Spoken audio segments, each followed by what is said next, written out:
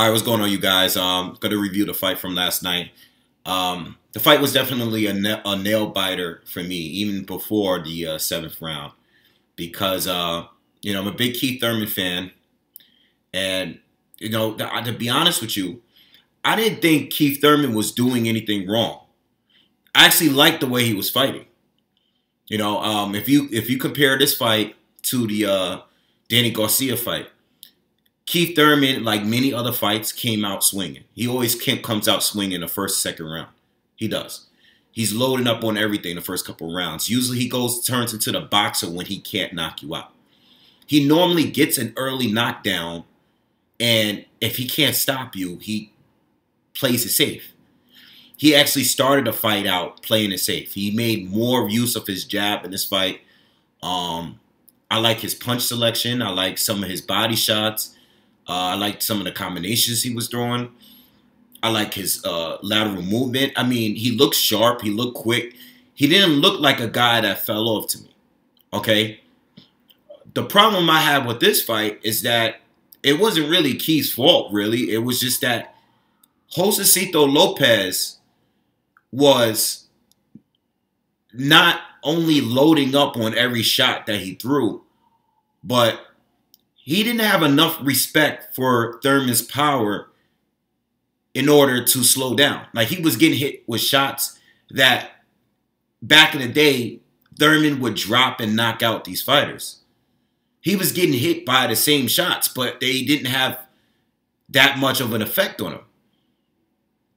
95% of the fight, Josecito Lopez was chasing Keith Thurman and getting hit. And it didn't slow him down. He kept coming forward. So the reason why I say it was a nail biter for me is because I'm like, okay, what is going to happen when one of these shots land flush against Keith? How is he going to react? And we saw what happened in the seventh round. He gets hit by a couple of shots, and he's basically running like he did against Luis Collazo. I mean, dude, Keith, no great fighter is going to go down in the history books as just never holding. Like, every great fighter has to hold and tie up at some point. We saw this in the Luis Collazo fight. You got hit with a good body shot, and instead of holding and tying this guy up, you choose to run. You want to make it look like you're okay. You rather just recover by moving. Bro, if you fight Errol Spence and get hit with a shot like that, dog, you gotta fucking hold. When Floyd got rocked by Shane Mosley, he held on to Shane for dear life. It is what it is. You have to do it. You're not gonna always get this lucky. And let me say this too. This dude was getting chased for about almost 2 minutes. He owed Steve Willis a huge favor for not stopping that shit. Like, I remember going to the Wilder-Ortiz fight last year, and when Ortiz rocked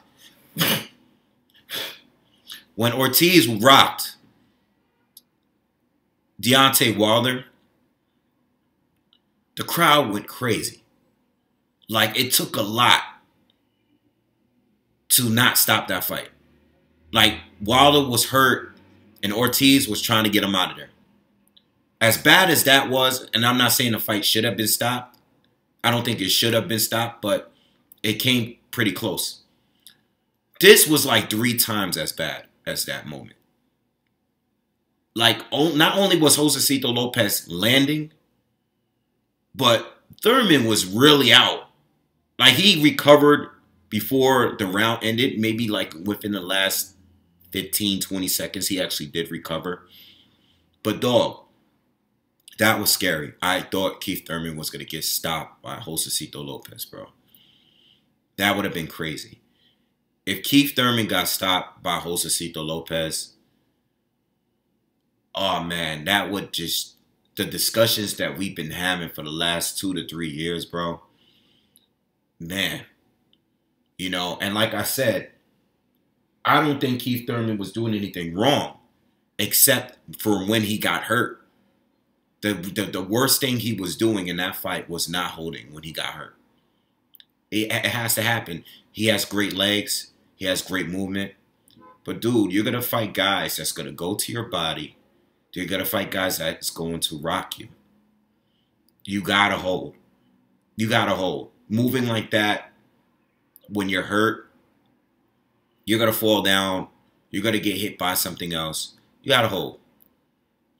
Outside of that, I thought Keith Thurman looked fine. I see the reaction. People are already leaving comments, and especially in that Pacquiao video.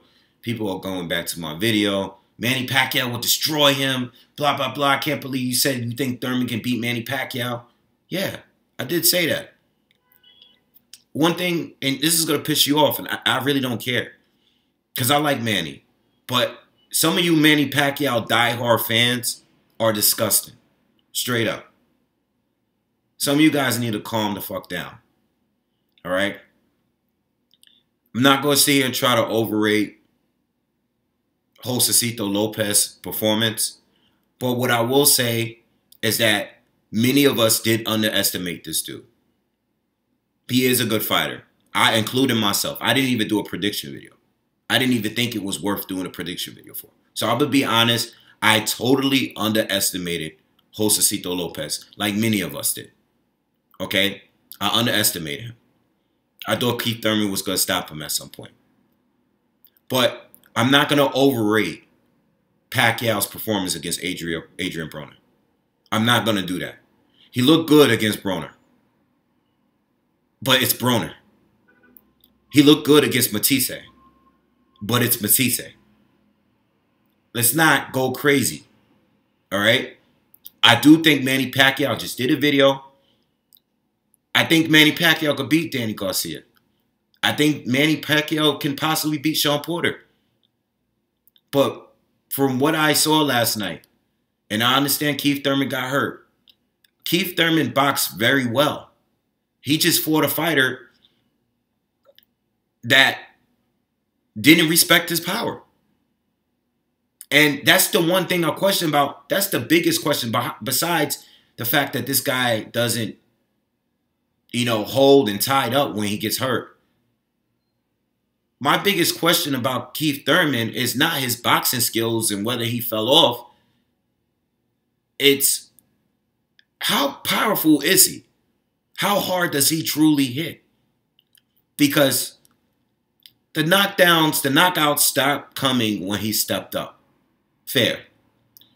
But Josecito Lopez is on a level of some of the guys that he used to stop.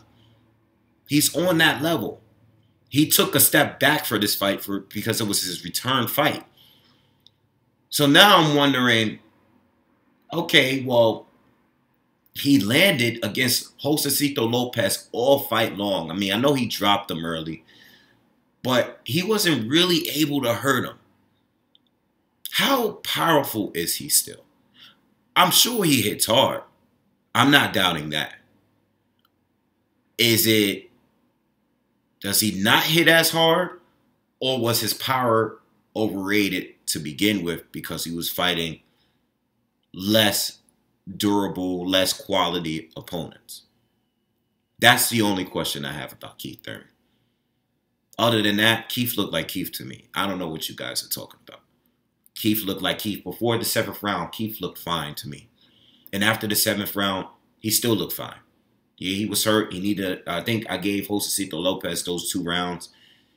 I gave even the following round, I thought he won because he was still, you know, being the aggressor. And Keith was, you know, playing it safe. But Keith got back on it. He got back on it. He got hurt. And you know what? He's been hurt before. Not like that. Not like that. But the best fighters he fought aren't the guys that fought him. I mean, that hurt him. Danny Garcia didn't hurt Keith Thurman. Sean Porter didn't hurt Keith Thurman. Soto Karass hurt Keith Thurman. Okay? He rocked him early. Louis Collazo hurt Keith Thurman, right, with those body shots. Porter didn't hurt Keith Thurman on that level. And neither did Danny Garcia. So, for the people that's going there with it, oh, you did bad against Josecito Lopez. All right, well, he didn't do bad. He didn't stop him like many of us thought he was going to do. But he didn't do bad neither. All right? I still think he can beat Manny Pacquiao. And I hope the fight happens now, because anybody in a welterweight division is going to look at that fight and want Keith Thurman immediately, including Manny Pacquiao. Sean is going to want the fight. He's already wanting the fight. He's not fighting Errol Spence. Terrence Crawford, you know, it's crazy because this division is all about the styles. You got so many different high-level fighters, and it's all style-based. Like, my predictions is based on styles alone. You know, it's crazy because I think Keith Thurman actually even though I think Terrence Crawford is pound for pound in the sport, I think Keith Thurman has a better chance of beating Terrence Crawford than he does against Errol Spence. But I give the slight edge for Terrence Crawford to beat Errol Spence. You know, it's like, that's just the way I see the fight. I actually think Sean Porter has a better shot at beating Errol Spence than Keith Thurman does. But I think Keith Thurman has a better shot at beating Terrence Crawford than anybody else. It's all about styles. I think Keith Thurman can still beat Manny Pacquiao. I still think he could do it.